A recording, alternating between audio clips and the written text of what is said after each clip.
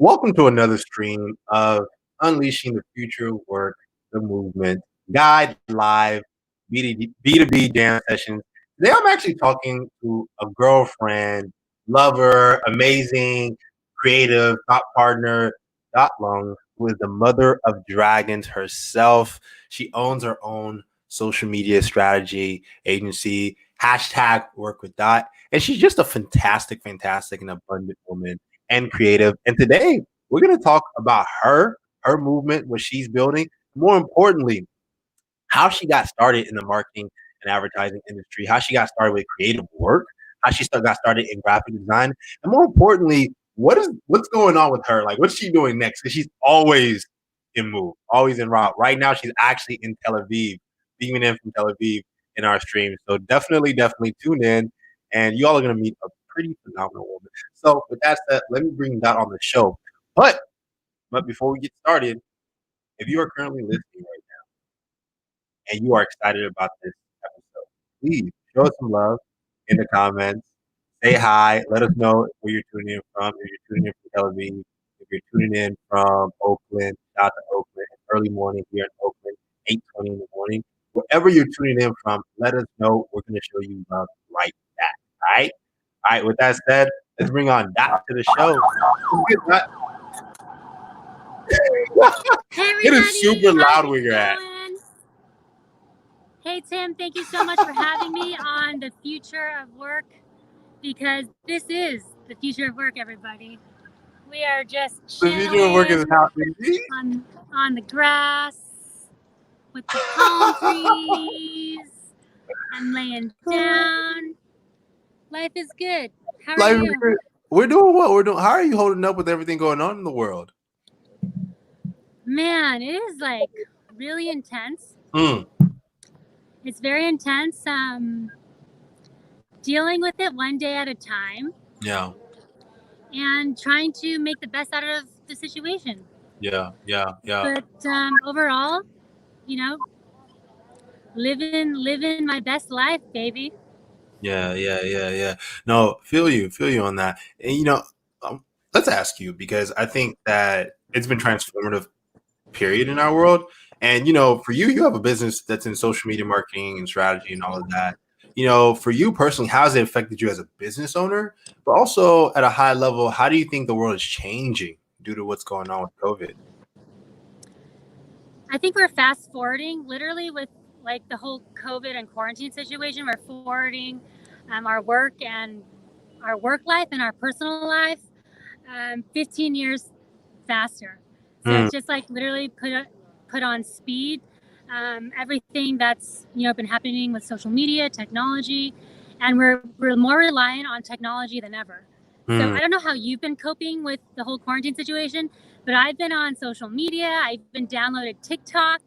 I'm just like all up in connecting with people from all over the world and checking out what's going on. And to be honest, in terms of my life and my business, since COVID, I've been getting more phone calls on how do we get on Instagram? How do we, put our business online? Because everything is going to be digital. And if you do not have a presence on social media, if you do not have a presence online, you're basically non-existent, especially in the times of quarantine. And this is just the first pandemic we're having. There's going to be another pandemic for sure.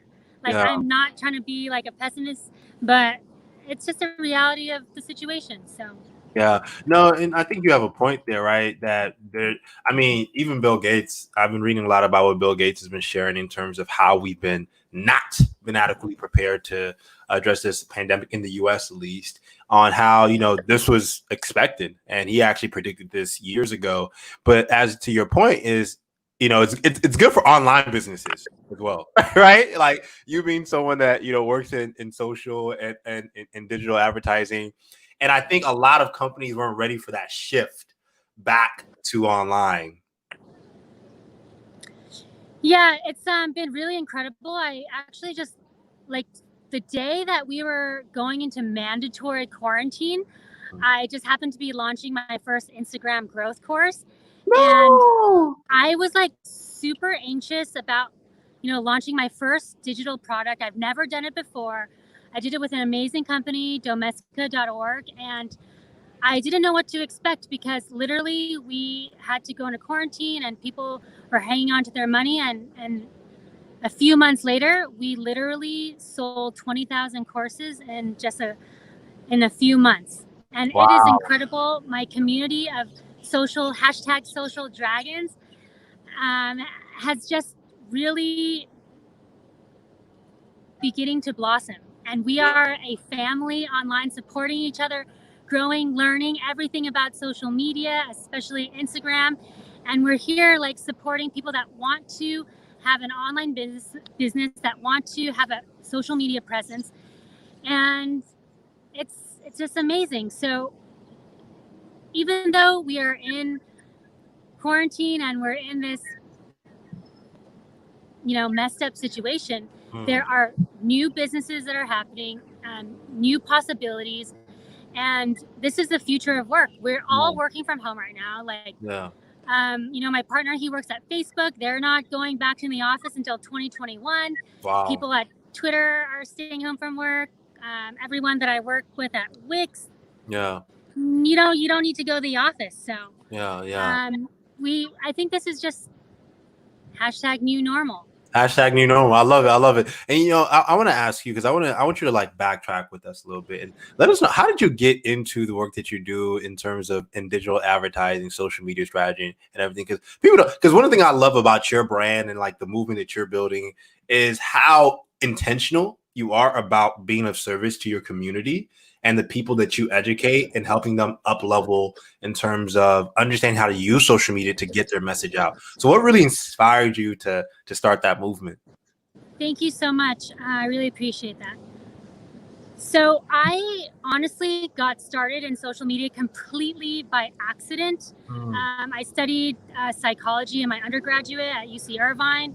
I was totally lost after college. I thought I just needed to like make a bunch of money and I'd be happy getting a new iPhone and Louis Vuitton purse, every quarter. And that wasn't like the case. That didn't actually bring me happiness. What other people thought was happiness, and I really questioned authority. I questioned everything, and what I went on was like a passion quest of what really brought me joy and happiness. What Mm. truly brought me joy and happiness was traveling and meeting people from all different parts of the world. Um, doing the things I love, which was creativity, which was graphic design, and really inspiring other people to do the same thing, inspiring other people to be able to make a living out of what they love doing, whether that's creativity or whatever it is. And I really believe this is how you find your niche. This is like, what I teach is finding your ikigai. But what is your niche market? And the formula to that is your life's purpose. And Mm. what are you meant to be doing here? And how can you really enjoy this journey that we're all sharing together? Mm, That's powerful, and I'm a big advocate. I've shared this actually online a lot in the past of ikigai, understanding what the world needs, where your passion intersects, and then more importantly, how can you be of service through your skills or your expertise? And I think it takes so long in life for people to figure out what they're great at because early on they're so focus oriented on trying to make up for their shortcomings. Yeah, what are your thoughts on that? I think in the beginning of my journey, it was exactly the same. I was like Yeah. extremely insecure. I didn't think I was like good at anything. I just knew that I knew what I liked though. So I think it's like really important to know what you enjoy doing, what actually brings you joy. And for me, that was not sitting in 405 traffic to Mm. go to work and come back from work all day. So that was like not going to be possible for me. I just could not be driving. I knew everything that I didn't like. I knew everything I hated, and I knew the things that I loved and that really got me excited. And Mm. that's how, I rediscovered my passion for graphic design. My mission here on planet Earth is really to empower creative people to achieve their goals and take over the world. Because I know when I started, it was so difficult. I didn't go to art school. I don't come from like a family of artists or creatives. Like we were immigrants in the United States. You had to be a doctor, lawyer, or attorney to be considered successful. So going to art school is never, or being creative, like, no, you are not going to waste our college tuition on, studio art or anything creative. You have to be more practical. And at the end of the day, practicality, I did the traditional path. I went to, I did well in high school. I tried, the college university thing. I did the corporate job, with benefits and a good salary. This was the American fucking dream. Yeah. This was the American, you know what I'm talking about, Tim. Yeah. And, Yeah. you're an entrepreneur. And Yeah. at a point, like, I am so grateful and so thankful that my parents like immigrated to the States and it gave me this opportunity to really discover like what is the meaning behind the American dream and achieving all of these things that the world is, that you and I, we both had these opportunities to get that safe 9 to 5 job and work for the man. But at the end of the day, is that like fulfilling for you? Does that like make you jump out of bed to go work for something that you don't really care about? Or like work in your zone of genius, work in what you're truly good at and what your gifts truly are. And share with the world too. And this is like what I unintentionally I created for myself. I created like my own job that I am excited to do every day. I'm creating like communities that I'm passionate about. I want like creative people to connect with each other. I want us to be stronger together. And this, was a journey that it's 2020, but I started it when I first, left LA and moved to Barcelona in 2011, because that was my dream, to like travel the world and live abroad and have a different experience. And I'm so glad I did that. And it had a cost, it had a price, and it wasn't easy in the beginning. It really wasn't. It was very, very hard. But now today that I can be speaking with you, meeting people like you and connecting with such amazing people in the community that have also, done things that aren't in the traditional path, it brings me so much fulfillment and joy that I can, teach others and share my journey and like teach others how to possibly do the same thing and create, a life and a job and a future that you're really going to look forward to every day and not have to sit in 405 traffic. Because that is not the future of work. That is not the future of work at all.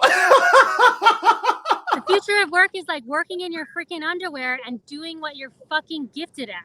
Yeah, it's true. It's true. It's true. And I think it's allowing people to allow their authenticity to show too in the workplace. I've had conversations with so many business leaders around how, they are starting to see more humanization of their workforce due to the fact that now on Zoom calls, I get to see, my coworker's family portrait and the paintings on the wall and his kids coming in on his Zoom meetings.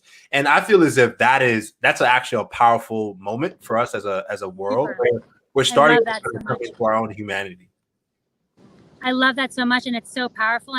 And that's what, you and I as communicators, like literally my job is to humanize brands. Like right now, that's like my bread and butter is humanizing brands and, seeing how they take place in the 3.0 economy right now.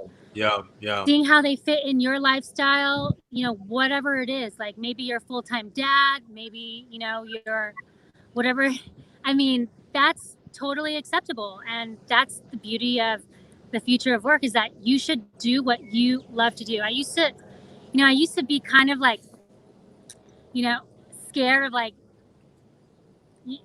scared of this modernization, almost like scared of what the future is, like really being anxious about what the future is, because it was so like unknown and there's so many possibilities. And the fact of the matter is it can be anything you want to create.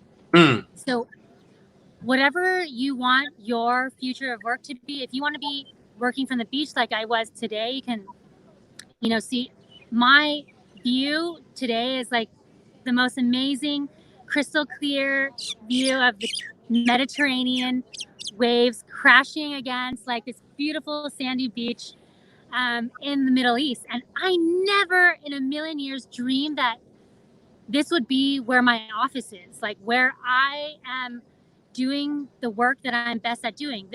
I never even thought I would end up in freaking Israel because just the media in the US is like, oh, never go to the Middle East. There's like war all the time here and it's a terrible place. And yeah.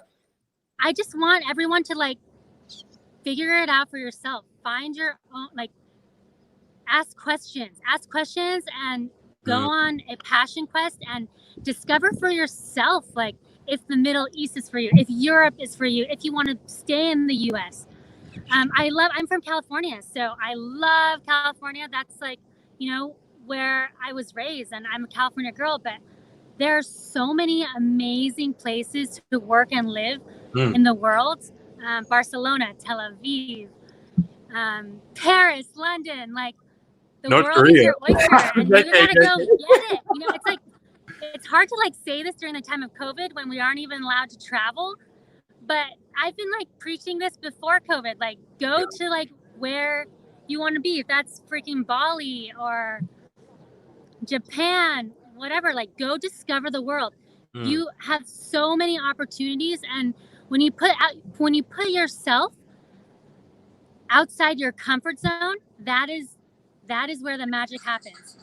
So shout out to Megan Carr, who says, "Oh, she was feeling on your cursing. She was like, oh my God, you're swearing," but because her kids sometimes listen to us, so sorry. that is just being her authentic self. Megan, thank you so much for being considerate and sharing that with us. I'm sure she'll chill about it. That is just one of the most authentic people you'll ever meet, and that is actually one of our big things with God and our movement. Let your authenticity show no matter what. But appreciate you, Megan, for bringing that to our attention. With that said, I also want to show love to Jack Crumbly. What's up, Jack? Good morning, Tim. I hope you're doing well, my brother. And then shout out to Sheila. I love Sheila. She's an amazing woman who's in here in the Bay Area herself, an inspiring Sheila. Yep. She's saying you're an inspiring visionary woman, Dot. It takes one to know Thank you, one. Sheila. Thank you so much, Sheila. So Megan also says that she has an animal behavior background, and psychology is a great springboard. So even for us, right, that and all of the things that we do around design. We're all animals. Yep. We're all animals, and I've actually been studying a lot about microbiology lately.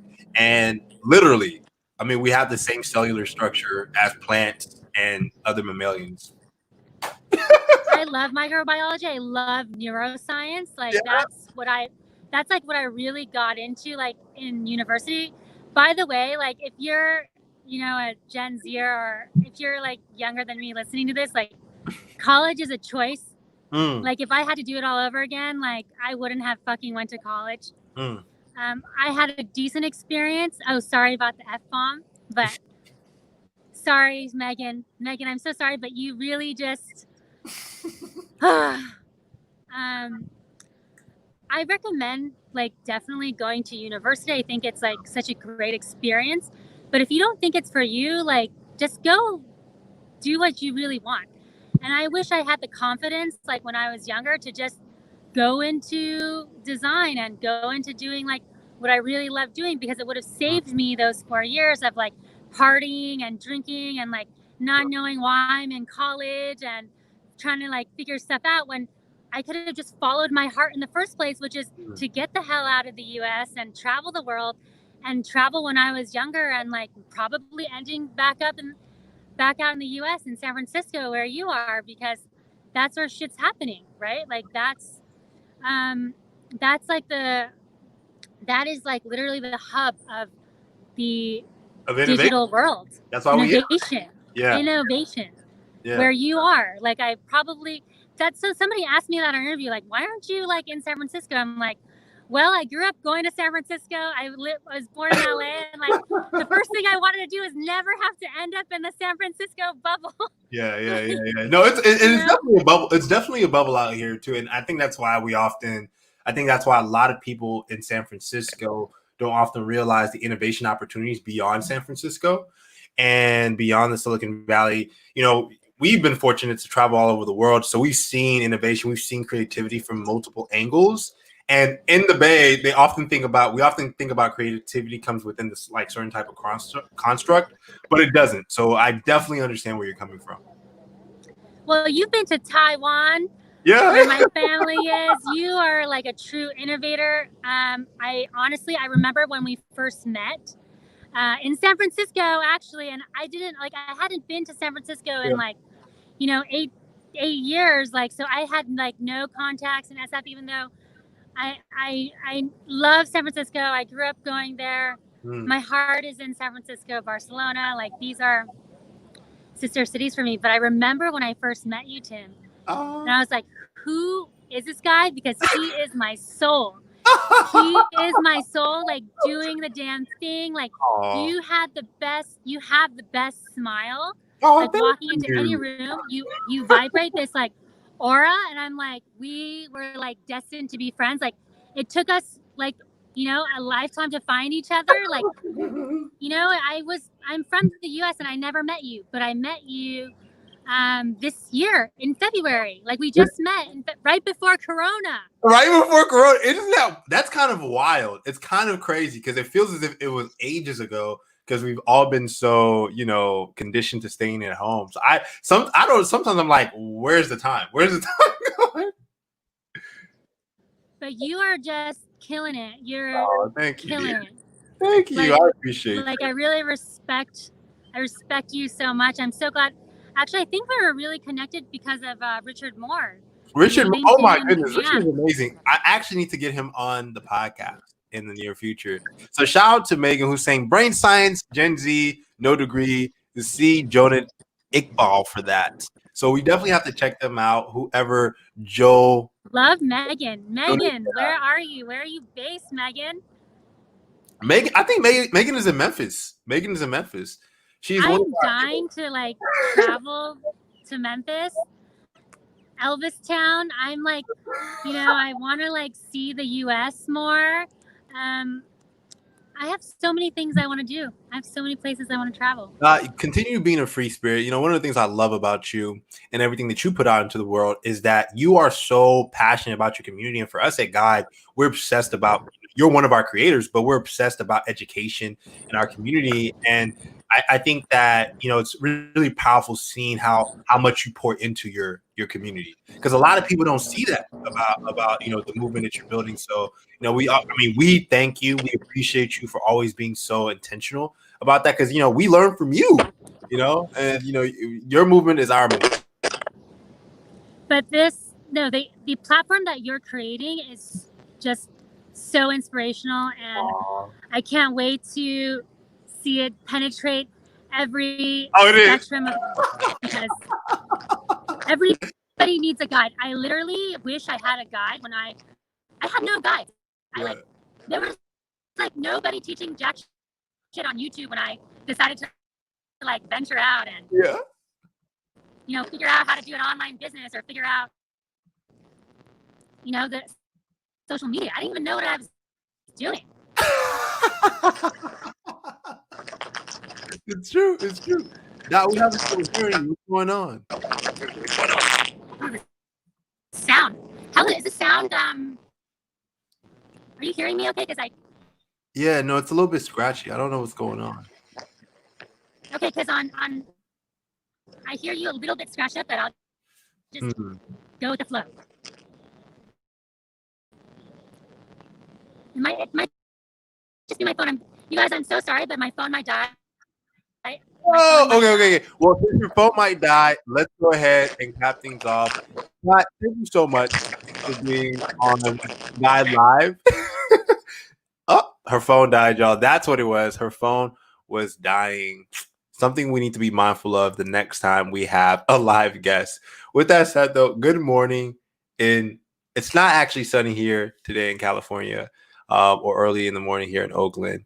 Yeah, her phone died, Sheila, sadly. With that said, hey, Jack, thank you so much for saying it's a great podcast. We really appreciate you. Megan, Shout out to you, Elvis Blues and Souls Stacks Recordings, right? That's Memphis. You gotta love Memphis, Megan. You gotta love Memphis. In fact, Megan, the next time I'm in Memphis, I need to pay you a visit so you can show me around. In addition to that, shout out to Jack, who says, Dot, your LinkedIn profile is great. Definitely, Jack, follow up with Dot. She is an amazing creative. If she can contribute to anything that you all are doing at Tuskegee University, she'll definitely be able to add value to any of your programs, especially through her creative work. Shout out to Edward. Edward, appreciate you, man, for joining in.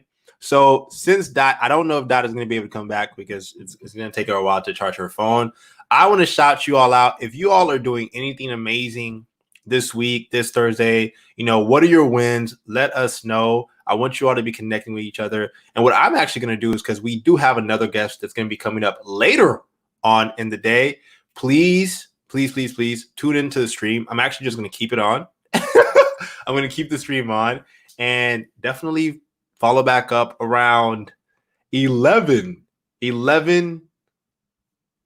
o'clock, 11 a.m. I'm actually going to be streaming with Matt Burns. Matt Burns is the CEO of BentoHR, and he's just an amazing guy. And I'm actually going to be a part of their global HR conference that he is actually orchestrating with a movement of people all over the world. And it's essentially going to be this HR conference where people who are leading employee experience, people who are talking about the future of work, and who are actually innovating in that area are all going to gather around and actually have discussions around where it's going.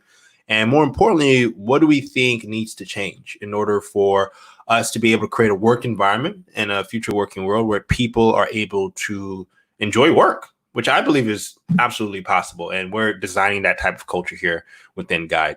So definitely check us out later at 11 a.m. So I'm going to keep the stream on, all right, in case anybody wants to tune in, have a conversations, hang out. If you all have any ideas you want to share with me, I'm actually just going to get my day started, and I'm just going to, I'm going to start creating and probably take a walk and do some meditation in a few. Yeah. Megan, it's BentoHR. BentoHR. Yep. BentoHR. Check it out, Megan. I think you'll really appreciate it. You'll learn a lot. It's really cool. Really cool. All right, y'all. Well, hang out. I'm going to get some water and get my day started, and I will talk to you all soon. Peace.